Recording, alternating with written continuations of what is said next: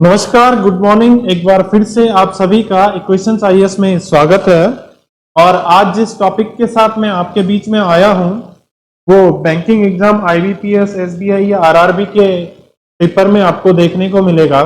ठीक है, इस टॉपिक के नॉलेज के लिए ये टॉपिक अगर आप इसे कवर करना चाहते हैं तो इसके लिए पूरा अर्थमेटिक को आपको क्या करना पड़ेगा, स्ट्रॉन्ग करना पड़ेगा। मतलब आपको percentage, profit and loss, cost price वाला प्रॉफिट एंड लॉस, ठीक है, एसआईसीआई, या यूं कहूं कि ओवरऑल आपको पूरी प्रैक्टिस होनी चाहिए, तब जाके आप इसको जल्दी जल्दी आंसर कर सकते हैं।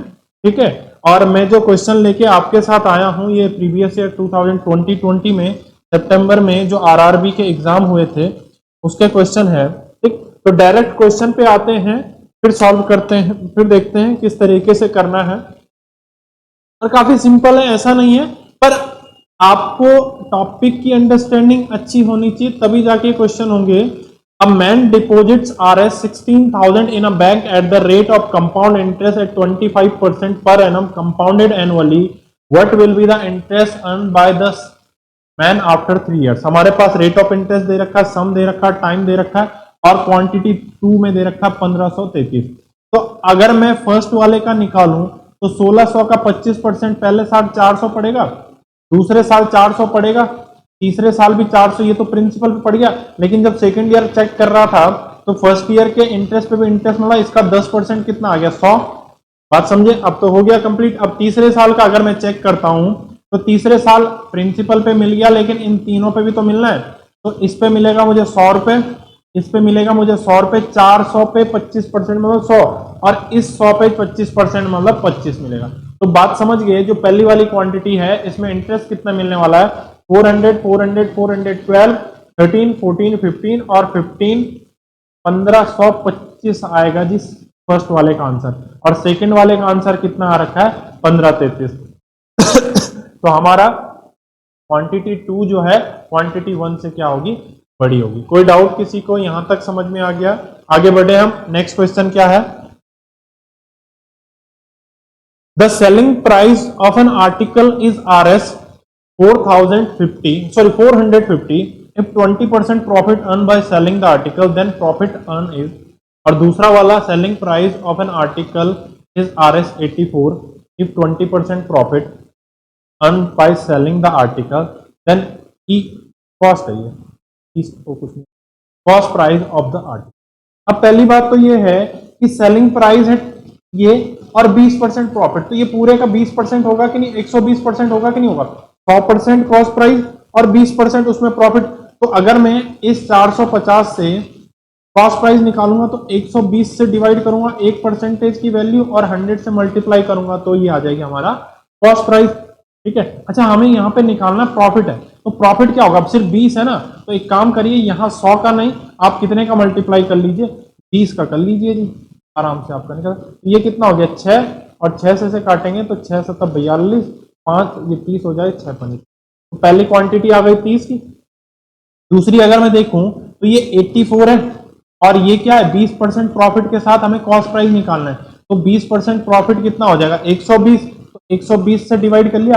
अगर मेरे को यहाँ पे सिर्फ प्रॉफिट निकालना तो मैं 20 का मल्टीप्लाई कर दूं, और अगर कॉस्ट प्राइस निकालना है तो कॉस्ट प्राइस तो पूरा 100 है ना, तो ये 100 का, तो ये कितना आ गया, सॉरी ये 20 है, तो ये कितना आ जाएगा, 6, 20 से काटेंगे ये 5 आ जाएगा। अब मैं इसको थोड़ा अगर सॉल्व करूं तो 6 कम 6, 6 14 पंजे हो गया 70, तो कितना हो गया, ये सेकंड वाली क्वांटिटी, ये फर्स्ट वाली, तो फर्स्ट बड़ी है, ये आ गया हमारे पास answer.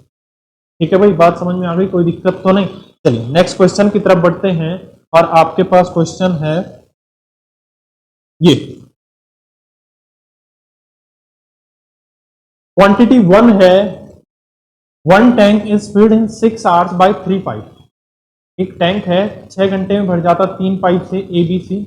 The pipe C is twice as fast as B. जो पाइप सी है वो क्या है, बी का ट्वाइस है, मतलब सी जो है वो क्या करता है, बी से डबल भरता है। और दूसरी वाली कंडीशन में क्या कह रहा है, B is twice as fast as A, और जो बी है वो ए का क्या है, डबल। यहां तक बात समझ में आ गई। अब ये बी को सी के साथ कंपेयर कर रहा हूं, बी को ए के साथ कंपेयर कर रहा हूं, लेकिन बी की जो एफिशिएंसी होगी वो तो इक्वल होगी, यहाँ 2 है, यहाँ 1 है, तो एक काम करो इधर 2 बना लो और दोनों जगह b इक्वल हो जाएगा, तो ये हो गया 4 और ये हो गया 2। अब यहाँ पे c की एफिशिएंसी आ गई है 4, b की एफिशिएंसी आ गई है 2 और a की एफिशिएंसी आ गई 1। अब ये तीनों एक साथ मिलके भरेंगे तो 6 और एक 7 लीटर आएगा, और इन तीनों ने 6 घंटे में भरा, तो 7 के हिसाब से 6 घंटे में 42, ये आ गई टोटल कैपेसिटी। बात समझ में आ गई। अब यहाँ पे क्या है, how much time will A alone, तो ए अकेले कितना भर रहा है, ए तो भैया हमारे पास ही है, पर ए तो 1 है ना, तो ए कितना आ जाएगा, ए आ जाएगा 1 लीटर पर उसके हिसाब से 42 आर। ठीक है, तो कितना आएगा, ए आ जाएगा 42, मतलब जो क्वांटिटी 1 है वो 42 आर आ गई, और क्वांटिटी 2 है 28, तो क्वांटिटी 1 क्या हो जाएगी, ज्यादा होगी कि नहीं होगी। तो इसमें थोड़ा हमने मिस्टेक हो गई, ये ग्रेटर देन है, ये लेस देन है, ये ग्रेटर देन लेस देन और ये लेस देन, इस तरीके से होगा, तो ये ऑप्शन वाला 1, मतलब हमारे पास जो होगा वो Q1 is greater than Q2 आ जाएगा। ठीक, तो ये वाला हमारा आंसर हो जाएगा। बात समझ गए। आपको इस टॉपिक की अंडरस्टैंडिंग के लिए क्या होनी चाहिए, सारे जितना भी वो है, तब चाहे प्रॉफिट लॉस है, परसेंटेज है, कॉस्ट प्राइस है, टाइम एंड डिस्टेंस है, बोट एंड स्टीम है, वो सारी चीजें आपको अच्छे से आनी चाहिए। तो यहीं पे क्लास को एंड करते हैं। धन्यवाद, थैंक यू।